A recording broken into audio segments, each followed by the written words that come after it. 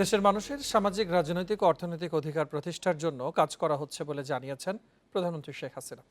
সকালে রাজধানীর রমনার ইঞ্জিনিয়ার্স ইনস্টিটিউশনে অর্থনীতি সমিতির দ্বিবার্ষিক সম্মেলনে একথা জানান তিনি। প্রধানমন্ত্রী বলেন, বাংলাদেশ বিশ্বের কাছে মাথা উঁচু করে মর্যাদা নিয়ে যেন চলতে পারে, সেটি লক্ষ্য।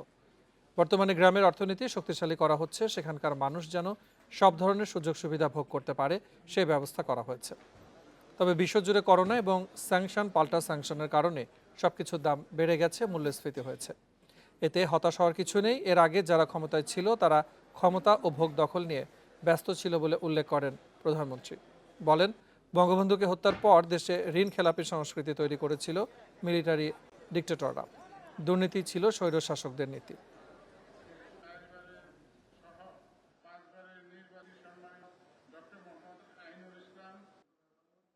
পরিকল্পনা যদি না থাকে দেশকে নিয়ে, যে দেশকে আমি কোথায় নিয়ে যাব, একটা দিক নির্দেশনা যদি না থাকে, তো সে দেশ এগোতে পারে না। ক্ষমতা অবৈধভাবে দখল করা যারা, তারা ক্ষমতাকে কুক্ষিগত করার কথাই চিন্তা করেছে। সমুদ্র সীমা আমাদের বিরাট যে অধিকার, এ ব্যাপারে তো জিয়া, এরশাদ, খালেদা জিয়া কোনো সরকার কোনোদিন উচ্চবাচ্যই করেনি। আওয়ামী লীগ আসার পর থেকে আমরা কাজ করেছি, দ্বিতীয়বার আসার পরে আমরা তা বাস্তবায়ন করেছি। জনগণের কাছে সবচেয়ে গ্রহণযোগ্য দল আওয়ামী লীগ, এটা ধরে রেখে এগিয়ে যেতে হবে বলে দলের নেতাকর্মীদের নির্দেশনা দিয়েছেন প্রধানমন্ত্রী শেখ হাসিনা। সকালে গণভবনে স্বদেশ প্রত্যাবর্তন দিবস উপলক্ষে নেতাকর্মীদের সঙ্গে শুভেচ্ছা বিনিময় অনুষ্ঠানে এই নির্দেশনা দেন তিনি। প্রধানমন্ত্রী বলেন, বাবা মা সবাইকে হারিয়ে এই দেশের মানুষের মাঝেই তিনি নিজের পরিবার খুঁজে নিয়েছেন। তাই দেশের মানুষের অধিকার প্রতিষ্ঠা করতে মৃত্যুর ঝুঁকি উপেক্ষা করে তিনি দেশে ফিরেছিলেন। পরে মানুষের কল্যাণে আজীবন কাজ করে যাওয়ারও দৃঢ় প্রত্যয়ের কথা জানান প্রধানমন্ত্রী।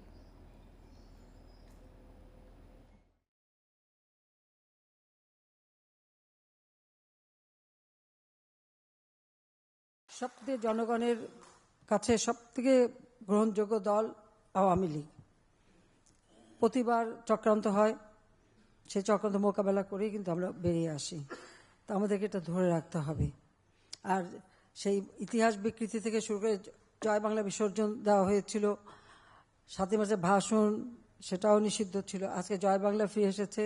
7ই মার্চের ভাষণ এখন শুধু বাংলাদেশ আন্তর্জাতিক পর্যায়ে স্বীকৃতি পেয়েছে। 21শে ফেব্রুয়ারি আন্তর্জাতিক মাতৃভাষার মর্যাদা পেয়েছে। বাংলাদেশের মানুষের যে রক্ত দিয়ে যে অধিকারগুলি আদায় করেছিল, সেই অধিকারগুলি আজকে আমরা সমুন্নত করতে পেরেছি। বঙ্গবন্ধু কন্যা শেখ হাসিনা দেশে না ফিরলে মুক্তিযুদ্ধের বাংলাদেশ ফিরে পাওয়া যেত না বলে মন্তব্য করেছেন শিক্ষাবিদ অধ্যাপক ডক্টর সৈয়দ আনোয়ার হোসেন। সকালে জাতীয় প্রেস ক্লাবে এক আলোচনা সভায় এই মন্তব্য করেন তিনি। Education, research and development forum of বাংলাদেশের আয়োজনে আলোচনা সভায় সৈয়দ আনোয়ার হোসেন বলেন, বঙ্গবন্ধু কন্যা শেখ হাসিনার প্রত্যাবর্তনের মধ্য দিয়ে ছিনতাই হয়ে যাওয়া বাংলাদেশ ফিরে পাওয়া গেছে। তিনি আরও বলেন, দেশে উন্নয়ন হলেও বৈষম্য কমেনি। আমলাতান্ত্রিক বাজেটে বৈষম্য কমানোর কোনো উদ্যোগ নেই বলেও অভিযোগ করেন। অনুষ্ঠানে বক্তারা বর্তমান সরকারের সময়ে দেশের নানা উন্নয়ন তুলে ধরেন। স্বদেশ তো ছিনতাই হয়ে গিয়েছিল অবৈধ দুটো দলের হাতে, যারা মুক্তিযুদ্ধে চেতনার সঙ্গে কোনো সময় সম্পৃক্ত ছিল না। শেখ হাসিনা না ফিরলে মুক্তিযুদ্ধের বাংলাদেশ ফিরে পেতাম না। আওয়ামী লীগ সভাপতি প্রধানমন্ত্রী শেখ হাসিনার স্বদেশ প্রত্যাবর্তন দিবস উপলক্ষে সারা দেশের সব ধর্মীয় প্রতিষ্ঠানে বিশেষ প্রার্থনা করা হয়েছে। বাদ জুমা, বায়তুল মোকাররম জাতীয় মসজিদ সহ দেশের সব মসজিদে দোয়া ও মিলাদ মাহফিলের আয়োজন করা হয়।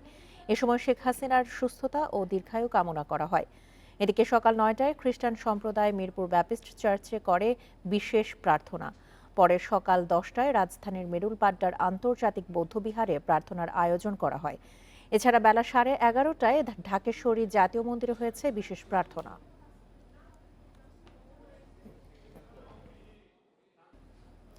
কুমিল্লার 14 গ্রামে বাস নিয়ন্ত্রণ হারিয়ে খাদে পড়ে 5 জন নিহত হয়েছেন, আহত হয়েছেন আরও 10 জন। নিহত 4 জনের পরিচয় পাওয়া গেছে। তারা হলেন টেকনাফের মোহাম্মদ হোসেন, চট্টগ্রামের বদরুল হাসান রিয়াদ, নোয়াখালীর পলাশ ও লক্ষ্মীপুরের মানসুর। চালকের অসতর্কতায় দুর্ঘটনা ঘটেছে বলে ধারণা করছে হাইওয়ে পুলিশ। ঢাকা থেকে কক্সবাজার যাচ্ছিল রিল্যাক্স পরিবহনের স্লিপার কোচটি। শুক্রবার সকাল 6:45টার দিকে ঢাকা চট্টগ্রাম মহাসড়কের বসন্তপুর এলাকায় পৌঁছে নিয়ন্ত্রণ হারায়। এতে উল্টে রাস্তার পাশে খাদে পড়ে যায় বাসটি। ঘটে হতাহতের ঘটনা। এই গাড়ির কেউ কোনো ধাক্কাও দেয় নাই, কিছু দেয় নাই। আমরা তো ভিতরে আসছিলাম, কিছু জানি না। এই গাড়ি ফরে গেছে, ফরে যাওয়ার পরে কিছু মানুষ 2-4-5 জন একদম গাড়ির নিচে নিচে মরে গেছে। আমার বাইকটা মারা গেছে। তা আমি কিভাবে বের হয়েছি এখান থেকে গাড়ি থেকে সেটা আমি নিজেও জানি না। ওখানে ঘুমেছিলাম, টোটো কিছু দেখি নাই। পরে উদ্ধার কাজ শুরু করে পুলিশ ফায়ার সার্ভিস। আহতদের 14গ্রাম উপজেলা স্বাস্থ্য কমপ্লেক্সে ভর্তি করা হয়। উন্নত চিকিৎসার জন্য 4 জনকে পাঠানো হয় কুমিল্লা মেডিকেল কলেজ হাসপাতালে। চেষ্টা করছি যতগুলো আহত রোগী আছে সার্বজনীনভাবে আমরা সকল ডাক্তাররা মিলি, আমরা ডাক্তার বা আমরা যারা এখানে কর্মকর্তা কর্মচারী আছে সবাই মিলে আমরা তাদেরকে যত দ্রুত সম্ভব আমরা তাদেরকে ট্রিটমেন্ট দিয়ে যতটুকু পেরেছি আমরা সম্পূর্ণভাবে সেভ করছি, বাকিদেরকে আমরা কুমিল্লা রেফার করছি। দুর্ঘটনার সময় বেশিরভাগ যাত্রী ঘুমন্ত অবস্থায় ছিলেন। হাইওয়ে পুলিশ জানায় প্রাথমিকভাবে ধারণা করা হচ্ছে চালকের অসতর্কতার কারণেই এই দুর্ঘটনা। তেমন কোনো প্রতিবন্ধকতা নাই, কোনো ব্যারিয়ারও নাই। কয়েকটা বাঁশের ঝাড় আছে আর সম্পূর্ণ ফাঁকা রাস্তা। তো এই সমস্ত জায়গায় যদি অ্যাক্সিডেন্ট ঘটে থাকে তখন আমার কাছে মনে হয় যে ড্রাইভারের অসতর্কতার কারণেই প্রথম পর্যায়ে এই ধরনের দুর্ঘটনা ঘটতে পারে। চালক বিশ্রামহীনভাবে দীর্ঘপথ বাস চালিয়েছেন কিনা তা খতিয়ে দেখতে তদন্ত করছে পুলিশ। Independent news. দুর্ঘটনা নিয়ে আরো জানাতে কুমিল্লা থেকে যোগ দিচ্ছেন আমাদের সহকর্মী তানভীর খন্দকার। তানভীর, নিহতদের মধ্যে 4 জনের পরিচয় জানা গেছে এখন পর্যন্ত। আহতদের কি অবস্থা, আর বাসটি যে নিয়ন্ত্রণ হারিয়েছে এই নিয়ন্ত্রণ হারানোর কারণ কি জানা গেছে? আমরা আসলে কুমিল্লার যে police super highway রিজিয়নের Khairul Islam তার সাথে কিছুক্ষণ আগে কথা বলেছিলাম। তিনি আমাদেরকে যেটি জানিয়েছেন, প্রাথমিকভাবে ধারণা করা যাচ্ছে যে চালক বিশ্রামহীনভাবে কিন্তু এই বাসটি চালনা করছিলেন, যে কারণে কিন্তু এই দুর্ঘটনা ঘটে থাকতে পারে। কারণ যে জায়গায় দুর্ঘটনা ঘটেছে সেখানে কোনো যানজট কিংবা গাড়ির যে অতিরিক্ত পরিমাণে গাড়ির চলাচল কিংবা কোনো প্রতিবন্ধকতা সেসব কিছুই কিন্তু তারা পায়নি। তো যেটি প্রাথমিকভাবে ধারণা করা হচ্ছে যে এই চালকের বিশ্রামহীনতার কারণেই, অসতর্কতার কারণেই নিয়ন্ত্রণ হারিয়ে বাসটি মহাসড়কের পাশে পড়ে যায়। আর সে কারণেই এই 5 জন যাত্রী আসলে এই বাসের মধ্যে নিহত হয়।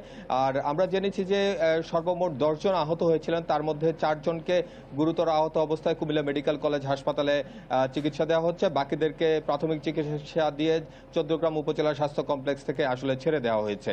আর একটি বিষয় হচ্ছে যে আমরা বাসটির যে পুরো চিত্রটি দেখেছি সেটি দেখে যেটি মনে হয়েছে বাসের যে বাম পাশ সেটি আসলে সম্পূর্ণ দুমড়ে মুচড়ে গিয়েছে। এই পাশে যেই সব যাত্রীরা ছিলেন তারাই মূলত নিহত হয়েছেন, কিন্তু ডান পাশে যারা ছিলেন তারা কেউই খুব বেশি একটি আহত হননি কিংবা সেখানে কিন্তু নিহতও নেই। আর এ পর্যন্ত 4 জনের পরিচয় শনাক্ত করা গিয়েছে। আমরা আসলে জেনেছি যে আরও একজনের যে পরিচয় তার ফিঙ্গারপ্রিন্ট সিআইডি শনাক্ত করছে, তারপরেই আসলে তার পরিচয় পাওয়া যাবে এবং 5 জনের মরদেহ পরিচয় শনাক্ত হলে তারপর তাদের মরদেহগুলো স্বজনদের কাছে হস্তান্তর করা হবে। আর এখনো পর্যন্ত আসলে বাসের মালিক কিংবা বাসের মালিক পক্ষের কেউ আসলে এখনো পুলিশের সাথে যোগাযোগ করেনি। আর বাসের চালককে খোঁজার চেষ্টা করছে পুলিশ। আর পুলিশ যেটি বলছে যে হাইওয়ের যে সিসি ক্যামেরার ফুটেজ আছে সেটিও তারা পর্যবেক্ষণ করে দেখছে এবং বাসের যে লাইসেন্স যার নামে রয়েছে তার কাছ থেকে আসলে তথ্য সংগ্রহ করে বাসের চালক কে ছিল তাকে আসলে খোঁজার চেষ্টা চলছে এবং পরবর্তীতে জিজ্ঞাসাবাদের মাধ্যমে আসলে জানা যাবে এই দুর্ঘটনার মূল কারণ কি। আর এই মর্মান্তিক দুর্ঘটনা আমরা এ পর্যন্ত দেখেছি যে 5 জন নিহত হয়েছে। তাদের মধ্যে পলাশ নামের একজন, তিনি কিন্তু মাত্র 1 মাস আগেই বিয়ে করেছিলেন। অন্যদিকে রিয়াদ নামের একজন, তিনি তার এক বন্ধুর বিয়েতে অংশগ্রহণ করতে যাচ্ছিলেন। অপরদিকে আমরা দেখেছি যে ফিরোজ নামে একজন, তিনি আসলে তার ভাইকে মালয়েশিয়া যাওয়ার উদ্দেশ্যে বিমানবন্দরে ছাড়তে গিয়েছিলেন এবং ফেরার পথেই তার ছোট ভাই আসলে এই দুর্ঘটনায় মৃত্যুবরণ করে। এই অনাকাঙ্ক্ষিত দুর্ঘটনার জন্য কিন্তু হাইওয়ে পুলিশ বলছে যে এই দুর্ঘটনার পেছনের যে কারণ সেটি তারা উদ্ঘাটন করবে এবং যথাযথ প্রতিবেদন প্রকাশের মাধ্যমে জানানো হবে। এই ছিল আসলে কুমিল্লা থেকে দুর্ঘটনার সর্বশেষ খবর। কুমিল্লার 14 গ্রামের বাস দুর্ঘটনা নিয়ে জানাচ্ছিলেন আমাদের সহকর্মী তানভীর খন্দকার। রাজধানীর বাসাবোর মায়াকানন এলাকায় নির্মাণাধীন ভবনের মাচা ভেঙে নিচে পড়ে মারা গেছেন 2 শ্রমিক। একজনের অবস্থা গুরুতর। নিহত 2 জনের নাম আলতাফুল ও অন্তর। প্রত্যক্ষদর্শীরা জানিয়েছেন সকাল 10টার দিকে 10 তলার মাচায় কাজ করছিলেন 3 শ্রমিক। হঠাৎ মাচা ভেঙে পড়ে যান তারা। তাদের উদ্ধার করে মুগদা মেডিকেলে পাঠানো হলে 2 জনকে মৃত ঘোষণা করেন চিকিৎসক। আহত আরেকজনের অবস্থা আশঙ্কাজনক হওয়ায় তাকে আইসিইউতে চিকিৎসা দেওয়া হচ্ছে।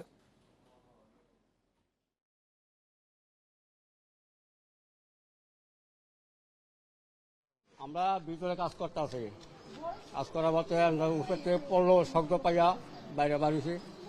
এই বিল্ডিং এর যে দায়িত্ব ছিল ওনার ছিল সেদিকে কোনায়, ওনার ডাকটা করলাম দেখেন ভিতরে কি করছে। এই ভবনটা এর আগে আপনার রাজুকে একবার এসে ভেঙে দিয়ে গেছে, যাওয়ার পরে ওনারা রাজুককে তোয়াক্কা না করে কিভাবে ম্যানেজ করছে সেটা আমি জানি না, কিংবা মালিকের পিছনে অন্য। স্বস্তি মিলছে না রাজধানীর নিত্যপণ্যের বাজারে। মাত্র 7 দিনেই কাঁচামরিচ দাম বেড়েছে 100 টাকা। আলু, পেঁয়াজ, সবজির দামও চড়া। তাপপ্রবাহের অজুহাতে বেড়েছে মুরগি ও ডিমের দামও। মাংসের দামও বাড়তি, মূল্য বৃদ্ধিতে রয়েছে ব্যবসায়ীদের নানান অজুহাত। অন্যদিকে লাগামহীন বাজারে নেই সরকারি কোনো সংস্থার তদারকি। ছুটির দিনে রাজধানীর বাজারে ক্রেতার আনাগোনা বেশি হলেও দামে স্বস্তি মিলছে না। প্রায় সব নিত্যপণ্য কিনতে গুনতে হচ্ছে বাড়তি দাম। দাম বৃদ্ধির তালিকায় বড় লাভ কাঁচামরিচের। গত সপ্তাহে প্রতি কেজি 60 থেকে 70 টাকায় কেনা গেলেও এখন তা 160 থেকে 180 টাকা। বিক্রেতাদের অজুহাত বৃষ্টির কারণে ফসলে ক্ষতি হওয়ায় দাম বেড়েছে, যদিও তা মানতে নারাজ ক্রেতা।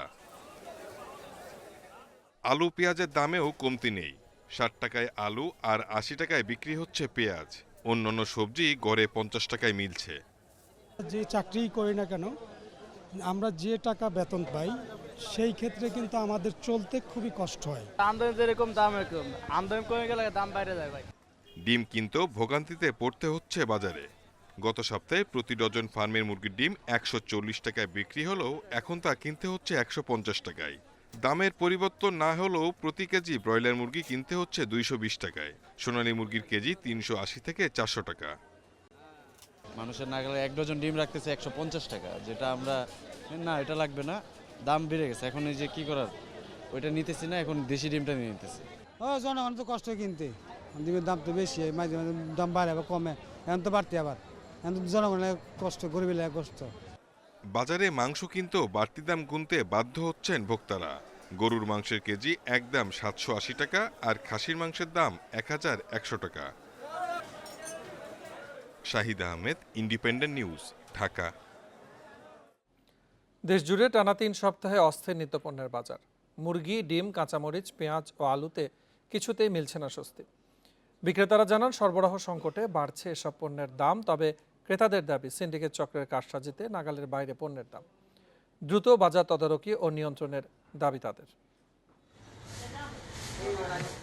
চলতি সপ্তাহে চট্টগ্রামে সবজির বাজার কিছুটা স্থিতিশীল থাকলেও বাড়তি দামে বিক্রি হচ্ছে ডিম। এই সপ্তাহে 140 টাকা ডজন ডিম বিক্রি হচ্ছে। এছাড়া কেজিতে ব্রয়লার 230 থেকে 40, সোনালী 370 ও দেশি মুরগি 650 টাকায় বিক্রি হয়েছে।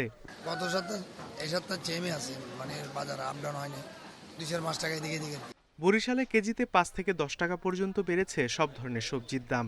সপ্তাহের ব্যবধানে 15 থেকে 20 টাকা পর্যন্ত বেড়ে কাঁচামরিচ বিক্রি হচ্ছে 180 থেকে 200 টাকা কেজিতে। এছাড়া গেল সপ্তাহের চেয়ে হালিতে 5 টাকা বেড়ে 165 টাকা ডজন বিক্রি হচ্ছে ডিম। এই সপ্তাহেও বাড়তি দামে কেজিতে পেঁয়াজ 70 ও আলু 50 টাকায় মিলছে। কালকে মরিচ বেশি 180, আজকে মরিচ 200, 180 টাকা পাইকারি। আরো দাঁড়িয়ে আছে, লেবারি আছে, প্রতি মালেই 5 টাকা 10 টাকা কেজিতে বেশি। সরকার ছাড়া কিছু কোনো ব্যবস্থা নাই। সরকার যদি কোনো ব্যবস্থা নেয় তাহলে তো কোনো সমাধান হইতে পারে। রাজশাহীতেও এই সপ্তাহে পেঁয়াজ কেজিতে 5 টাকা বেড়ে 65 টাকা ও আলু 5 টাকা বেড়ে 55 টাকা হয়েছে। একই পরিস্থিতি বগুড়াতেও। প্রতিদিনই মনে হচ্ছে তুলনামূলক দাম বাড়তির দিকেই, যে মানে নিত্য প্রয়োজনীয় সকল যে সবজি এখানে আছে সবগুলোরই দাম বাড়তি গত দিনের চেয়ে। এখন কোনো আবহাওয়া খারাপ নাই, অথচ জিনিসের দাম লাগামহীন, পর্যাপ্ত সাপ্লাই আছে। এক সপ্তাহে খুলনার বাজারে জিরা প্রতি কেজিতে 100 টাকা বেড়ে বিক্রি হচ্ছে 900 টাকায়। আদা গত সপ্তাহে কেজিতে 200 টাকা বিক্রি হলেও এই সপ্তাহে মিলছে 220 টাকায়। Sadequr Rahman Siddiqui, independent news. রাজধানী সহ দেশের 8 বিভাগেই বইছে মৃদু থেকে মাঝারি তাপপ্রবাহ। 2-1 জায়গায় বৃষ্টি হলেও এই পরিস্থিতি রোববার পর্যন্ত অব্যাহত থাকতে পারে। তবে সোমবার সারা দেশে বৃষ্টির সম্ভাবনার কথা জানিয়েছে আবহাওয়া অফিস। পূর্বাভাসে বলা হয় চলমান তাপপ্রবাহে সারা দেশে দিন ও রাতের তাপমাত্রা প্রায় অপরিবর্তিত থাকতে পারে। একই সাথে বাতাসে জলীয় বাষ্প বেশি থাকায় গরমে হতে পারে অস্বস্তি। পরে 19 মে সিলেট, বরিশাল ও চট্টগ্রাম বিভাগে বৃষ্টিপাতের সম্ভাবনা রয়েছে। আর 20 থেকে 23 মে সারা দেশেই কম বেশি বৃষ্টি হতে পারে। এরপর ধীরে ধীরে আবারও বাড়তে পারে তাপমাত্রা। তবে এখনও তীব্র তাপপ্রবাহের কোনো শঙ্কা দেখছেন না আবহাওয়াবিদরা।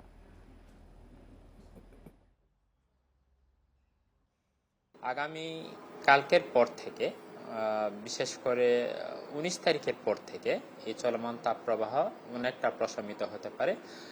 প্রথম দিকে 19 তারিখে হয়তোবা সিলেট, চট্টগ্রাম এবং বরিশাল বিভাগে তাপমাত্রা কিছুটা কমে ওখানে মৃদু ধরনের তাপপ্রবাহ বয়ে যেতে পারে এবং সেই সাথে 20 তারিখ থেকে আমরা আশা করছি যে সারা দেশেই যে চলমান তাপপ্রবাহ সেই তাপপ্রবাহ অনেকটা প্রশমিত হয়ে যেতে পারে।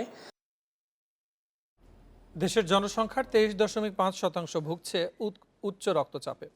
4 কোটিরও বেশি মানুষ এই রোগে ভুগলেও 50%ই জানেন না তারা এই রোগে আক্রান্ত। সরকারের অসংক্রামক রোগ নিয়ন্ত্রণ বিভাগের তথ্য মতে 36% রোগী ওষুধ সেবন করলেও 86 ভাগেরই নিয়ন্ত্রণে নেই রক্তচাপ। ফলে বাড়ছে হৃদরোগ, স্ট্রোক, কিডনি বিকলের মতো শারীরিক জটিলতা। হৃদরোগ ইনস্টিটিউটের 15 নম্বর ওয়ার্ডে চিকিৎসা নিচ্ছেন মোহাম্মদপুরের বাসিন্দা 47 বছর বয়সী আসলাম। উচ্চ রক্তচাপের ওষুধ সেবনে অনিয়ম করায় গত সপ্তাহে হার্ট অ্যাটাক করেন। পাশেই চিকিৎসা নিচ্ছেন কামরাঙ্গীরচরের বাসিন্দা হাবিবুর রহমান। কখনো প্রেসার মাপেননি। আক্রান্ত হওয়ার পর জানতে পারেন তিনি ভুগছেন উচ্চ রক্তচাপে।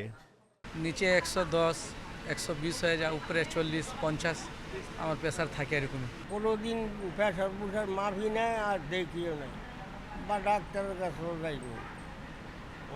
ওই স্ট্রোক করার পরে আর কি জানি। চিকিৎসকরা জানালেন হৃদরোগ নিয়ে অনেক রোগী ভর্তি হন যাদের রক্তচাপ নিয়ন্ত্রণে নেই।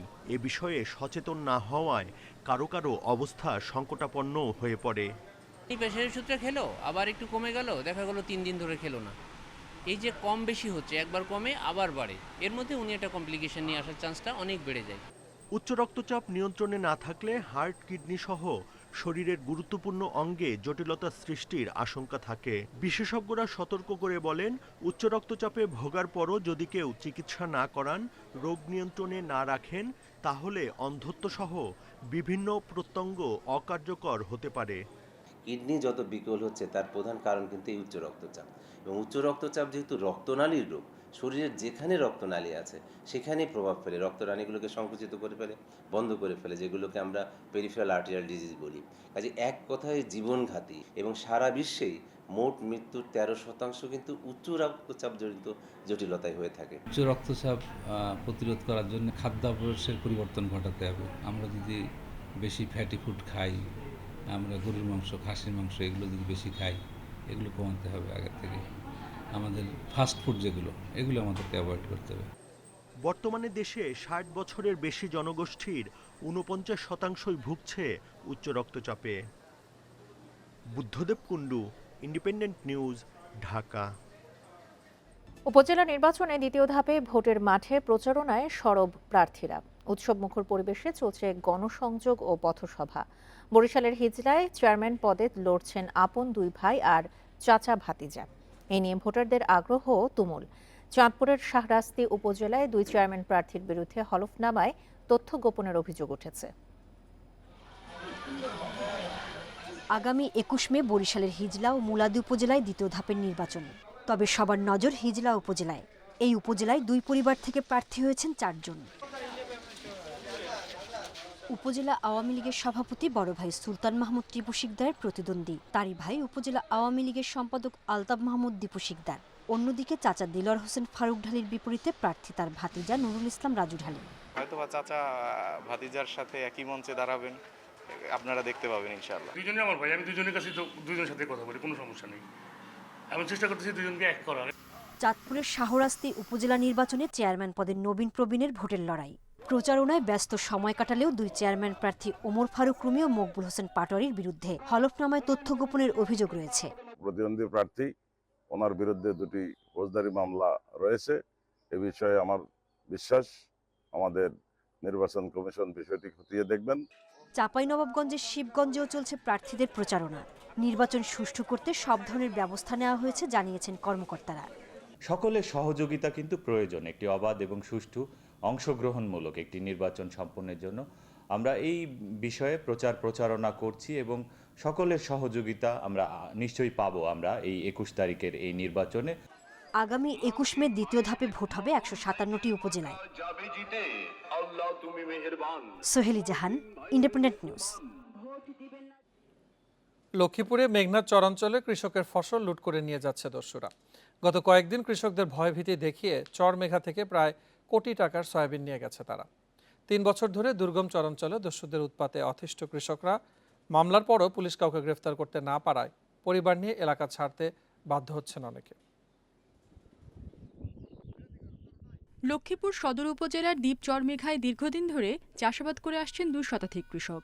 এবারও প্রায় ৫০০ একর জমিতে আবাদ হয়েছে সয়াবিন, বাদাম, ডাল, ধানসহ নানা ফসল। গত ৮ মে খেতে সয়াবিন তুলতে গিয়ে বিপাকে পড়েন চাষিরা। তাদের অভিযোগ, ভোলার রাসেল খাঁ, হালিম খাঁ, মিন্টু খাঁ নেতৃত্বে অর্ধ শতাধিক দস্যু কোটি টাকার ফসল লুট করে নিয়ে গেছে। রাসেল খাঁ, মিন্টু খাঁ, এরপরে দেখা গেছে হালিম খাঁ, এরপরে শাহজালাল রাহুল, রহিদুল্লাহ দিদার, এগুলো এরাই মানি এই মানুষের এইগুলো করতেছে। সোয়াবিন উঠাইতে আইসি, তারা আমাকে দূরে মারপিট করে তারা আমাকে চর থেকে দূর করে দিছে। মেঘাচর সহ অন্যান্য চরাঞ্চলেও গত ৩ বছর ধরে দস্যুদের আনাগোনা বেড়েছে। ফসল লুটের পাশাপাশি চাহিদা মতো চাঁদা না পেলে হাত পা কেটে নেওয়া থেকে হত্যার ঘটনাও ঘটছে সেখানে। দুর্গম চরে আইসা এরা বিভিন্ন সময় মানুষের হামলা মামলা দেয়। মিথ্যা মামলা এখন বর্তমানে আমাদেরও এলাকার কিছু সহযোগী লোক আছে দুশ্চরিত্র, এদের কারণে আজকে বর্তমানে আমরা লাঞ্ছিত হইতেছি। এসব ঘটনায় কয়েকটি মামলা হলেও এখনও কাউকে গ্রেপ্তার করা যায়নি। তবে দস্যুদের বিরুদ্ধে অভিযান অব্যাহত রাখার কথা জানিয়েছে পুলিশ। যে ভূমি যার দখলে রয়েছে, যে যেখানে ফসল রোপণ করেছেন, উনি আপাতত এটা উত্তোলন করবেন। কেউ কারো জমি দখল বা বেদখলের দিকে যাবে না। যদি যায় সেটা শক্তি প্রয়োগ, চাঁদাবাজি বা আরও যে সমস্ত বিষয়গুলো আছে ফৌজদারি অপরাধ, আমরা সেই দিকে বিষয়গুলো গণ্য করব। মেঘনার অন্তত ২০টি চরে দস্যুদলের হামলা, লুটপাটের ঘটনায় নিঃস্ব হতে হচ্ছে নিম্ন আয়ের এসব মানুষকে। জীবন জীবিকা আতঙ্কমুক্ত করতে পদক্ষেপ চান ভুক্তভোগীরা। Independent news. সেবার মান বাড়াতে নেটওয়ার্ক সম্প্রসারণ ও শক্তিশালী করতে বিনিয়োগ করছে টেলিকম অপারেটর রবি। এতে করে বেড়েছে ডেটা স্পিড ও ভয়েস কলের মান, কমেছে কল ড্রপের পরিমাণও।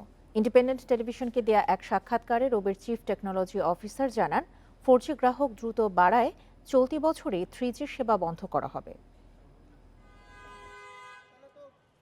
5 কোটি ৮২ লাখ গ্রাহক নিয়ে দেশের দ্বিতীয় বৃহৎ মোবাইল অপারেটর রবি। তাদের ৭৫% বেশি গ্রাহক ডেটা ব্যবহার করেন, যা মোবাইল অপারেটরদের মধ্যে সর্বোচ্চ। রবির প্রায় 4.5 কোটি ডেটা গ্রাহকের মধ্যে 3 কোটি 55 লাখই ব্যবহার করছেন 4G। নেটওয়ার্ক শক্তিশালী করতে চলতি বছরের প্রথম প্রান্তিকে নতুন 577টি 4G সাইট যুক্ত করেছে রবি।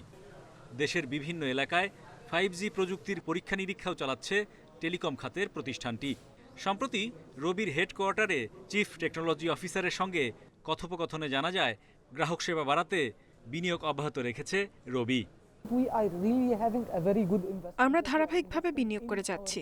গত বছর ডেটা ট্রাফিক ব্যবস্থাপনায় নেটওয়ার্কের সক্ষমতা বাড়াতে 2600 মেগাহার্টজের তরঙ্গ স্থাপন করা হয়েছে।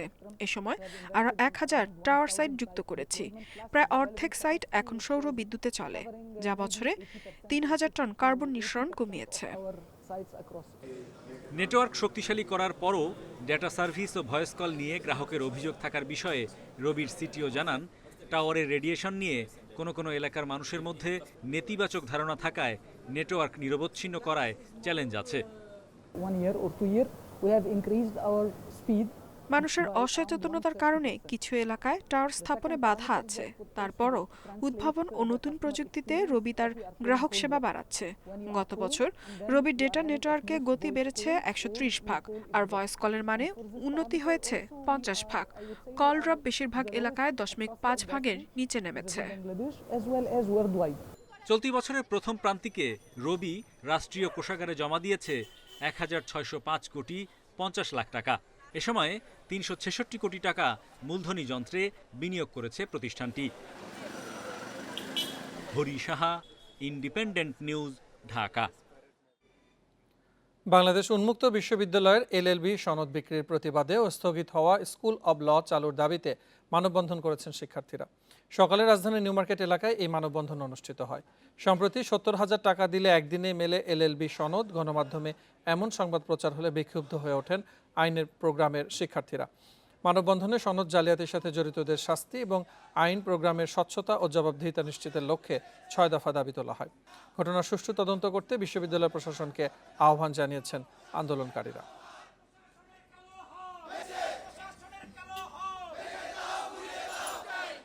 টি-20 বিশ্বকাপের মূল আসরে লড়াইয়ের আগে 2টি প্রস্তুতি ম্যাচ খেলবে বাংলাদেশ। যুক্তরাষ্ট্রের সঙ্গে বাংলাদেশের প্রস্তুতি ম্যাচ 28 মে টেক্সাসের গ্র্যান্ড প্রেইরি ক্রিকেট স্টেডিয়ামে 2 দলের লড়াই। ম্যাচ শুরু বাংলাদেশ সময় রাত 9:30টায়। ভারতের সঙ্গে প্রস্তুতি ম্যাচ 1 জুন। তবে ম্যাচের ভেন্যু ও সময় এখনও নিশ্চিত করেনি ICC। প্রস্তুতি ম্যাচের আগে 21, 23 ও 25 মে স্বাগতিক যুক্তরাষ্ট্রের বিপক্ষে 3 ম্যাচে টি-20 সিরিজ খেলবে টাইগাররা। সিরিজটি খেলতে এরই মধ্যে সেখানে পৌঁছেছে নাজমুল শান্তর দল।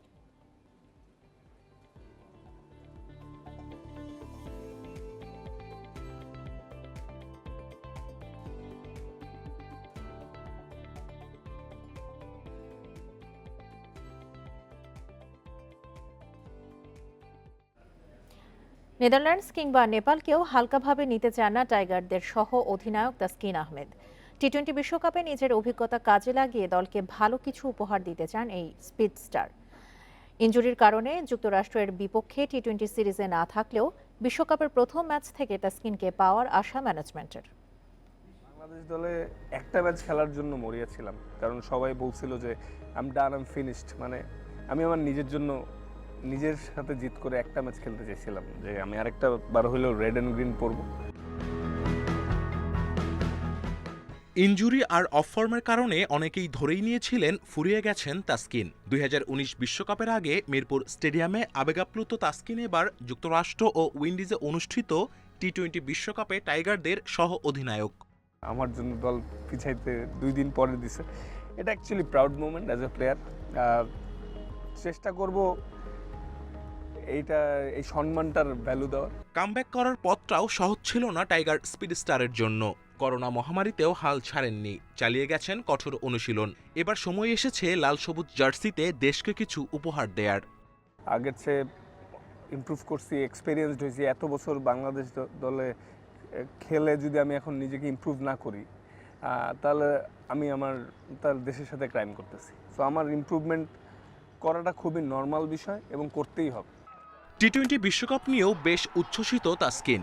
কঠিন গ্রুপ হলেও দ্বিতীয় রাউন্ডে খেলতে আশাবাদী টাইগারদের সহ অধিনায়ক। যদিও প্রথম 2টা ম্যাচই big match, Sri Lanka, South Africa. আর টি-20 খুবই আনসার্টেনিটির খেলা, যে কাউকে হারাই দিতে পারে যে কোনো সময়। সো নেদারল্যান্ড, নেপালকেও এজন্য লাইটলি নেওয়ার কিছু নাই, কারণ টি-20 খুবই মানে যে কোনো সময় যে কোনো কিছু ঘটে যেতে পারে টি-20। তো অবশ্যই আমরা যাবো ইনশাল্লাহ সেকেন্ড রাউন্ড। ইনজুরি নিয়েই বিশ্বকাপ দলে জায়গা পেয়েছেন তাসকিন। যুক্তরাষ্ট্রের বিপক্ষে টি-20 সিরিজে বিশ্রামে থাকলেও বিশ্বকাপের প্রথম ম্যাচ থেকেই স্পিড স্টারকে পাওয়ার আশা ম্যানেজমেন্টের। Kamrul Hasnat, independent news. এই ছিল এখনকার বিরতিহীন সংবাদ দুপুরে। এছাড়া ইন্ডিপেন্ডেন্ট টেলিভিশনের সব খবর আরো বিস্তারিত জানতে চোখ রাখুন ফেসবুক, ইউটিউব এবং এক্সে। ধন্যবাদ সবাইকে। আমন্ত্রণ পরের আয়োজনে।